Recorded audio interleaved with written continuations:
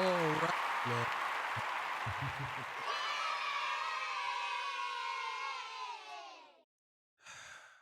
All right, all right, all right. Surprise, motherfucker. All right, man. So today's episode, we're going to be talking about Drake crashing out because people are starting to realize that he has another child. I mean, allegedly. So we're going to get into that. Plus, I got a little surprise at the end. This is not something I'm always going to do, but I want to do something, you know. So I'm going to have my top 10 best vampire movies of all time. So if you like stuff like that, stick around to the end. But yeah, man. So let's get it. You know what I'm saying? Before I get into that, I gotta get legendary spill. This is Torch Suck. If you like the content, please consider subscribing. If you're new here, let me wait for your subscription today. All the beautiful, single, sexy ladies, put one in the chat. All the fellas, y'all know where to find the ones at. Just don't harass them. I don't sell no merch, but I do have content absolutely free. But if you want to leave a donation, link is in the description or right here on the screen. Cash App. They call me the Hidden Gem. 1,300 subscribers, over 13, 14, 15, 16, 17, 18,000, 19,000. And yes, I am the king of the north. Let me know what kingdom you are from. I'm almost 20,000 already. You know, so crazy how I went from 13,000 to almost 20,000 in about a year or so. So, hopefully by next year I'll be at 100,000, 200,000 or something like that. But thank y'all for being here with me. It wasn't for y'all, I wouldn't be nowhere. So I love y'all for that, man. But look, let's get to it, man. And stick around for the end for the vampire thing. I know some of y'all might be curious about that. Yeah, let's get it. King of the North, let me know what kingdom you from. Torch Talk After Hours. Make sure you go subscribe over there. All right, man. So look, let's get it. Let's see what Fantastic Hip Hop is talking about. And yeah, man, let's go. Comes to Drake. Well, now if you're ready to see how after we have gotten closer than ever to 100% knowing that lame old Laubrey has been hiding a child again all along, well, our Karen just embarrassed himself in his reaction to this and has never looked more guilty. Make sure to leave that like and subscribe, and now really. As with how Karen just ran away from rap and these allegations all the way home to Bob. I'm just going to say, I definitely think that if Drake does have another child, his career is over. People going to still like him, obviously, but he has no credibility no more in the game. If he has another child, I mean, then again, he could say that he didn't know. He could say, well, I didn't know. That's why I was going to court for a paternity test. He could always say that. But if he knew, and the girl was contacting him saying, this is your baby, and he knew, but he better, I'm telling you now, if he has another kid, I mean, to be honest with you, I really don't care if he has another kid. The only reason why I'm invested into this because Kendrick said what he said.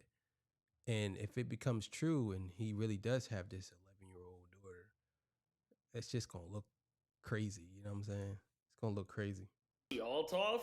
Well, what we are seeing currently with Laubrey going out as shameful and lame old than ever. It is just showing that Wheelchair Jimmy is spiraling and scared, so make sure to leave that like, because right now, with none other than rap's first courtside Karen, who loves court so much that he just went back to court for something way different than what he started going to court for in the first place. Well, after he saw Aubrey petitioning to change his name to Laubrey for good, all when the clips from David Lewis Wall came out and we all saw Drake trying to go into family court and not being seen. Well, now with all of this, as Laubrey the sequel has nothing to do with Drake's current family.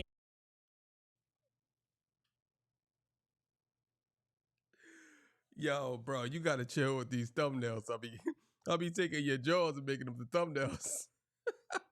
Bro, that is funny. Oh my God. We all saw Drake trying to go into family court and not being seen. Well, now with all of this, as Laubrey the sequel has nothing to do with Drake's current family and child that Pusha T made him claim, and it's seemingly showing us that this is all about something that we don't even know. What we are discovering is that with Laubrey being back in prime form and running away from family that he does not want to claim and step up and do what he is supposed to, is that things are looking atrocious and making this all I mean, if this is actually real, he really does have another child, it just goes to show you that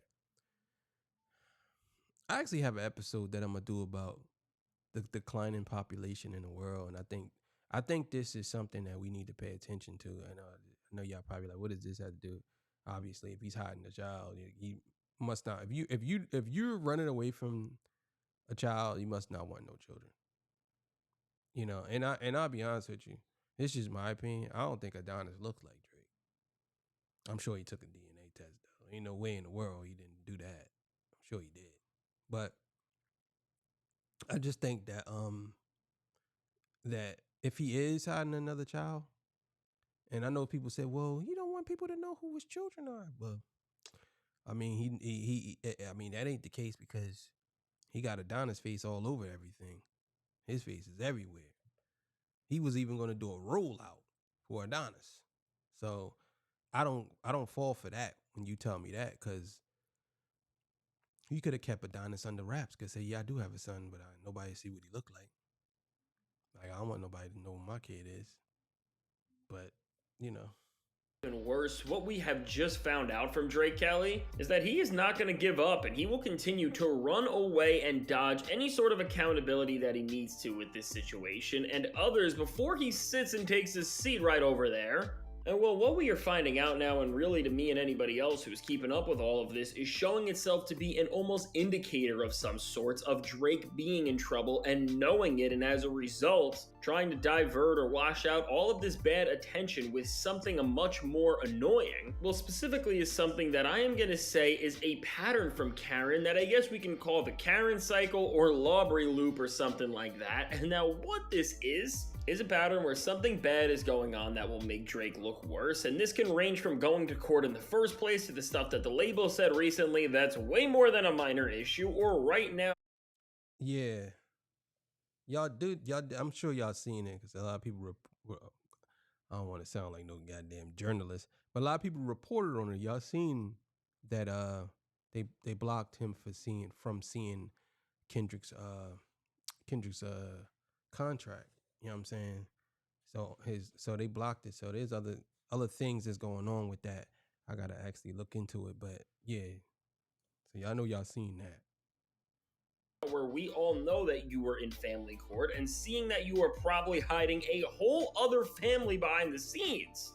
And well, with these controversies and bad headlines, what Drake does like an all-time clout chaser and engagement farming loser is never stop and address these issues no matter what, and even just let other people find out about them. And in response, what Lawbury does is distract and divert attention off of him like the biggest loser we have ever seen. And now when it comes to something like being spotted in court, and Lawbury knew that he was seen, and if this got out, things were probably going to get even worse for him if we would have saw this in real time. Well, what he did so people didn't dig around and stumble on the truth was drop the Nokia video, and this clown is so petty without dedication that he even ended up making a post around this time, which while we laughed at in the moment and thought this was fully about rap and losing to Kendrick Lamar and wanting to make some sort of a petty comeback, well, now within this, using words like podium and this picture of Karen where it looks like he is leaving court in the car.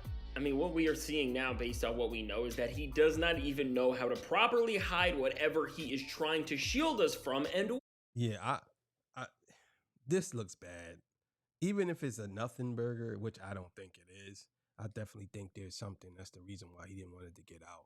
But I'm telling you now, this looks really bad. It's not just a little bit too, not just a little bit. This looks really bad. And I just want to see how his fans tackle this, because this ain't something that you can actually just brush over. If this man has another child, what does that make him if he's hiding another child? Kendrick said you had children. He said you had kids. And my thing is, if you do, then why not just say you have several kids? Future does it. Nobody cares. You got a lot of kids, Drake. You got a lot of kids. I think the thing is, Drake don't want it to be tied to nobody. And I think he want to have just a settlement with whoever the child mother is. He don't really probably want to have multiple baby mothers, because Drake is a very rich man, and one of these girls get pregnant, that's it for him. Especially if they get him for child support. Like, what you talking like? That could change somebody's life overnight. Drake's. I'm talking like if they're going for child support on Drake, you talking like maybe upwards of 30 grand a month or more than that. Imagine getting $30,000 a month, like for 18 years. In some states until they graduate college. Imagine you having a 23-year-old son, you still paying $30,000 to the mom, and he's in college. I'm just saying, that's just crazy to me. It's real crazy. With this, and then in addition to whatever we just saw when the label came out and said, hey Drake, you got a few more than some minor issues which we are going to expose you for, well really Lawbury loves going into this loop and just trying to distract and divert his fans from understanding the truth, or even us for that matter, in any way he possibly can. And really building on this in this time where there is tangible proof in terms of the whole family court issue of Drake going into the court, and then there's drawings which are showing a mystery woman. Well, Lawbury has really given us an indication. I mean, let me just ask y'all, because I mean, what do y'all really think? What do y'all really think? Y'all really think that Drake has more children? Like, tell me what y'all think for real. Like, do y'all really think that? I do. I think that he really does have other kids, and do y'all think that? Why do y'all think he don't want his kids to be seen, or do y'all think he just don't want to be a father to all of these different children? Like, what do y'all think? I think at this point, Kendrick Lamar said this, and Drake don't want people to know that Kendrick was right, because Drake gonna look like a fool. He made a post and said, if I got a kid, I guess to academics or whoever it was, so if he got a kid, he'll give him everything or he'll do whatever or something like that. So if you have a kid, but I don't understand why he's just not saying. I don't. But if that DNA test came back and it's his kid, oh man, That he is guilty, because to respond to this, which would be now getting Pusha T'd for the second time, and more than anything else we have ever seen to a greater magnitude because of how high the stakes have been, well now in this moment where we are on the verge of seeing Kendrick Lamar's diss track Meet the Grams be 110% true, which would make the Drake stans never be able to talk about anything the same here ever. Well, overall, Lawbury is scrambling and spiraling, and it almost does feel like he is very worried that more is going to come out about this. And well, as a result, he started it already, and he is teasing a lot more to come, but he is ready to drop something that the engagement farmers will make the most annoying thing you see on your timeline when it drops, which will end up being something big, but for all of the wrong and most annoying reasons. And now what I'm talking about is an announcement that Karen made, which is all going to be around his first interview that he has done since the beef. And well, it's not with Elliott Wilson or Sway or Zane Lowe even, or even someone like Academics, who is on Team Drake and would ask him hip-hop questions, and he has an allegiance to him. But instead of this, who Karen is running to is Bobby Althoff. And well, with this, you can see the video that Drake and her posted to try and show that they have never been more back, but in reality, I mean, come on, what are we doing? These two have never looked more lame with this, because to see the full cycle moment of the moment that did really feel like it started the last era for Drake before he lost absolutely everything, because if we remember, this first Bobby interview came and started a bunch of controversy, and quickly after that, so crazy how like you don't know, like we all know that that's not Drake real hair. We know. We know Drake. We know, bro. We know that's not your real hair, bro. We know it's a braid cap, bro. It's a braid cap. We know. So like a braid, like a cap. Like women when they want to put a wig on, they put the cap on first, like the stocking cap. It's a braid cap, like a hat. He might as well put a joint in the front, like like a what they call them, the border in the front. You bend that joint. He put a border in the front of the braid cap. It's like he put it on, put the braid cap on. like this, and have a big braid in the front, like a big braid in the front, like this, and like that. It'll look fire, like a braid cap, because you got a braid cap on, bro. We know.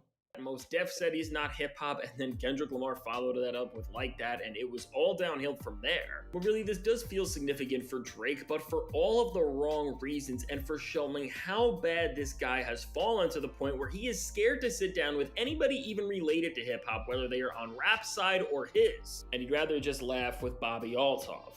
And really now to once again try and cover up and dodge maybe hiding an entire other family while at the same time he is just gonna sit and try to go viral for being as immature as possible? Well, really for R. Karen, what I have to say about this is from getting hip hop mad, because you know legendary journalists like Elliot Wilson are gonna rant about who he is speaking with after everything we have seen and how he is scared of going to hip hop platforms, to then just the response to everybody.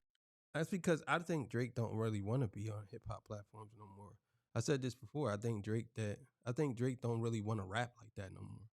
I think that I believe that Drake always felt like he had an out of hip hop anyway, like an out, like not like he was like he had an out, like he had a plan, a escape route. I think he always felt like that. That's why he really didn't do a lot of rap songs. I think rap was just the catalyst to get him in the door, but Drake wanted to sing. Drake wanted to be The Weeknd. You know what I'm saying? He wanted to be The Weeknd. And in so many cases, people could probably make that he did what he needed to do. He could never be The Weeknd, obviously, but I think he made his own way. But that's what I think, Drake. I think Drake's first love isn't rap. I think his first love is R&B or being that type of artist, because if you think about it, most of his music is R&B type music or singing music. Like he don't really have, like he has a lot of raps, but most of his music is that. You know what I'm saying? Most of it. Most of his albums be like 70% be singing else, which those annoying engagement farmers are gonna do whatever cringe things that they do to try and act like this is funny. Overall, from making hip-hop mad to filling up the timeline with useless discourse that we are not gonna be able to escape. Really, for our Karen, when you understand the play and see that he has this thing ready to go, he is totally using this as a cover-up for whatever he possibly needs to. And well, in addition to that, things did not stop there, as it also does seem like Lawbury is trying to tell his fans and continue to lie to them, as he wants them to think that whatever came out is fake and that he would not be an awful person who hit a kid, although of course he did that already in the first place. As yet in another Yeah, that's the question I have though. What do y'all think he's gonna say in this interview? What do y'all think he's gonna say? Y'all think she's gonna ask him about the battle? Y'all think he's gonna elaborate? I don't think he will, because I think that most people that talk to him, like even like what was saying on, he just like Drake's he does a little childish stuff. Like when he was reading the joint, he was like, I ain't gonna say that. No, I'm not gonna say that. Like he does like little childish things like that, and I think he just does that. Like, believe it or not, I think that he believes that he's getting under Kendrick's skin by doing a little stupid stuff. Kendrick probably not even bothered by it, but I think Drake thinks that, yeah, okay, I'm gonna let you know that I'm still poking you. I'm still pushing your buttons. I'm still going. Oh, you thought I was just gonna give up? Nah, I'm still going to be a nuisance. I'm still going to step on your toe when you ain't looking. Like that's what I think he doing. Which once again is showing us how Drake will not stop yapping. He ended up saying, "Y'all could learn a thing or six, but I'm done filling the career gaps with a bridge, real." And now as Drake posted this alongside a lame collage where at the center you can see him taking a mirror selfie next to a sign that says BS Corner, well, this seems to be R. Karen's way of telling all the losers who want to believe him that he is amazing and that all the stuff coming out is fake, and they are trying to paint a false narrative to continue to ruin him because everybody's against him and everything is rigged and stolen to ruin the Drake name and he can do no wrong. And this is just another example of that. And listen, while Karen can do this and all the Drake stands can try to act like this is nothing, when we just see the source of where we got this and from this guy who just seems super nice, and to be honest, well, when you just see why he was there, he wasn't there to cover Drake or the beef, and he probably doesn't even know about that. And he was just there to cover the courts and complain about how things were not public, which he believed. Well, he definitely didn't know about that because he said a singer. Well, and I just say a singer too, right? He said a singer, so obviously he didn't know. He don't know. He know who Drake's is, but he didn't know he was Drake's. He know who Drake is, but he didn't know that he was a hip hop artist in some cases. Was highly wrong and suspicious. And just doubling down on all this, he was referring to Drake as a singer and really didn't even understand who he was, which was also funny. Well, really, from this to the fact that we now have sketches and can see Karen actually walking into the courtroom and know he was there. And there's a whole timeline of him canceling and running around things last minute, which only add more and more to this. I mean, listen, Laubrey can do all the loser gymnastics that he can, but no matter what at this point, he just can't run away from the truth. And really, as we are in this time where it is the lies versus the truth, and we are almost waiting to see where Drake is going to end up and where all of this is going to go. Well, listen, no matter what other lies he tries to convince us of, we can all see the play, and no matter how much noise our Karen tries to make, well, we are just gonna have to wait and see him eventually reach a point where he can't run away from all of this anymore, and Meet the Grams will probably be proven true.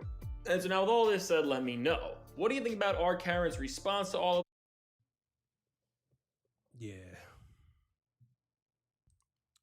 Yeah, so the I think that the this court case here, he definitely hit it. And this was back in April, they said, or March. So he's been hiding this since then. And now it finally comes out, which leads me to believe that the guy in the video, I think Kendrick probably knew him or he got in contact with him and probably asked him for that picture. Or Kendrick probably seen this video. I don't know when that video was published, but how did we miss that? You know what I'm saying? It's crazy. If it was published, I'm sure people would have picked up on it way before then. So, but yeah, man, I think this is big trouble for him. Big trouble. So, all right, man. So as I promised, I'm gonna give y'all my top 10 uh greatest vampire movies of all time. Tell me if y'all agree, if I miss one or whatever. Tell me that I miss one, whatever. But these are the ones that I think is I seen a lot. I love movies. I love vampire movies at that. And these are some of the ones that I really like. So we're gonna start with the honorable mentions on this. All right, so we starting with Daybreakers. If you've never seen Daybreakers, check it out. It's something that I think you would enjoy. I think this came out in 2010, I believe, somewhere around there. It's a really good movie. I think that you guys would like it. So this is one of my honorable mentions. Daybreakers, you know what it is. Another honorable mention. This probably would have been in my top, but this one here, Fright Night, would have been in my top, but there's so many other movies that I can put over this. But this is kind of a comedy slash vampire movie. Yeah, it's something that I think y'all would love to watch. So go check that out. I'm gonna go through this list kind of fast. I'm not gonna be sitting around doing this. So this is another honorable mention. So let's get it. Uh so I'm gonna start with this one. This is number 10. Now I know a lot of y'all probably laughing, like, oh, what the fuck, bro? But I thought this was a pretty good series. Three, I think it was a trilogy, or maybe it probably was four. I'm not sure, but this was pretty good. I like Dakota Fanning. That's one of my favorite actresses. I love little Dakota. I think she's really good at what she does. Um, but yeah, this was Twilight was one of those movies that, if you were younger and you like Ed Wood and chick, what I'm saying, you would it was just one of those. It was one of those ones, you know what I'm saying? Had everybody going crazy. So definitely is number 10. Number 9, Dracula Untold. All right, so this is one of my favorites out of all of them. This was a little more this, I believe Dracula, he was part of a army or a bunch of soldiers was fighting or whatever. But I'm not gonna give away the plot too much. But like I said, this is one of the ones that I really enjoyed. I thought this was this is in my top right here. Now they have another one, I believe, after this one. It wasn't really that good. Part two, I think it was. I'm not sure if that was the same one, but it really wasn't that good. So, all right, man. This is crazy. This one right here was crazy. This was crazy. I'm telling you right now, if you want to be jumping out your seat, yeah, definitely jump into this. This is one of my favorite horror vampire horror movies. I thought this was different. It was much darker than a lot of the ones on here. They didn't play around in this movie. You know what I'm saying? This was one of those ones. Ah, probably my one of my favorites to watch over and over again. I think I've seen Sinners like 20 times. Sinners moved up the ranks really fast. It's one of those movies that I think that people will enjoy. It's a lot of culture into this movie, but it's also a horror movie. It's also something that I think a lot of people didn't expect going into this movie. But Sinners is really good. So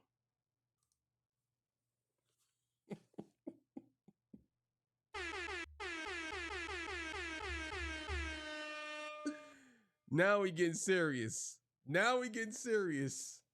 Underworld. Oh my God. The Lycans. Look, man. I'm gonna tell you right now. You have broken the covenant.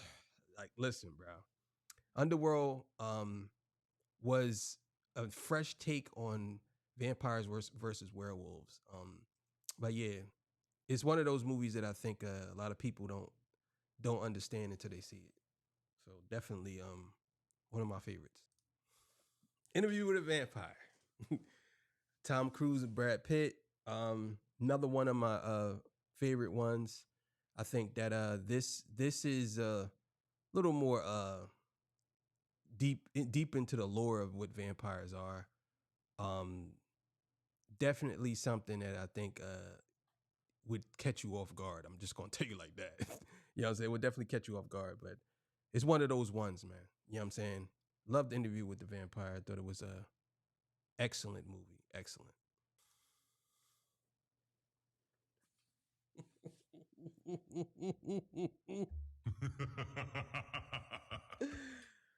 Oh man. Blade, man. Wesley Snipes as Blade. You can't get no better than that. You can't get. Listen, Wesley Snipes as Blade is. Blade to me was. Blade 1 was so classic because it did something that Marvel movies never did. I'm talking like blood and gore, and it's such a classic. Like I'm talking like classic on classic. It's such a classic. Such a classic. Everything about the movie is right. Everything is right in this movie. Everything. Deacon Frost. It's a classic, man. If you never seen Blade 1, Blade 2, Blade 3, no, we talking about Blade 1. Blade 1, definitely something to grip up. Oh, the OG. Yeah. Bram Stoker's Dracula. Um, One of those. It's this one here. To me, um, this may be the best written one on the list. If you ask me, the writing on this is insane. You know what I'm saying? I think that going to see Dracula at his home, it was classic. It was classic because it kind of brought you into it. It's so many subliminals in this movie, from the shadows to everything. It's just so great, and it just shows you like the struggles that Dracula is going through, not wanting to suck your blood like or kill you. Like it's crazy. Dracula, you know what I'm saying? You know what it is.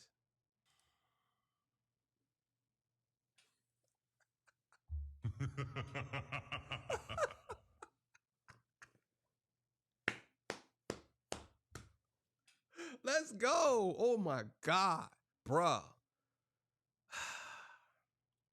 Listen, man. Listen, we down to the wire. And I'm telling you now, this here, this movie changed my life. This movie wanted me, I, I wanted to be just like these two in this movie. This movie is so epic. I'm talking like it's beyond classic. Dust Till Dawn, Selma Hayek, George Clooney, even Quentin Tarantino himself.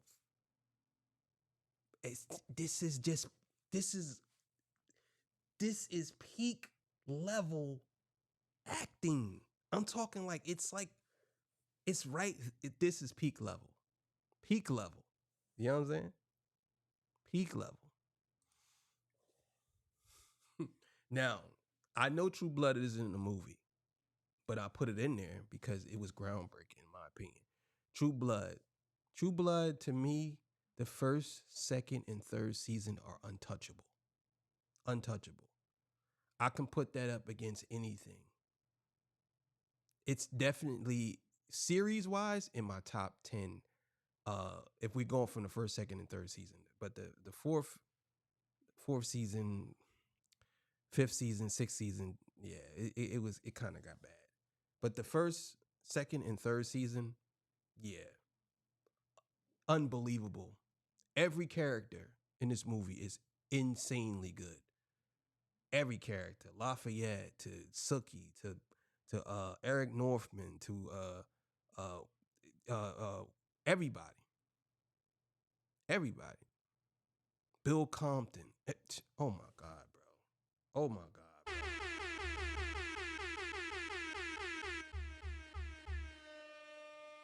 Oh my God, bro.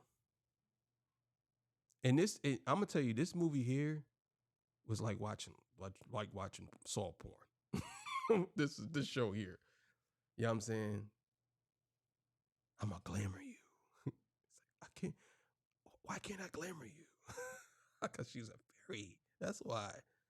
Oh man, this is great. You know what I'm saying? From the mother, what's the name? This movie make you this show, the first, second, and third season make you feel like you were in Louisiana, like you was in the bayou, like you were a part of the show. It was epic. It was epic. This is an epic show. Epic.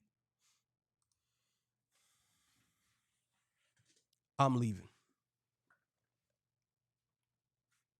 I'm leaving. I'm just gonna leave that there. Just gonna leave that right there. Just gonna leave that right there.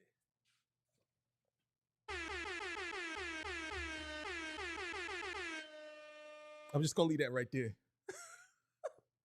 I'm just gonna leave that right there.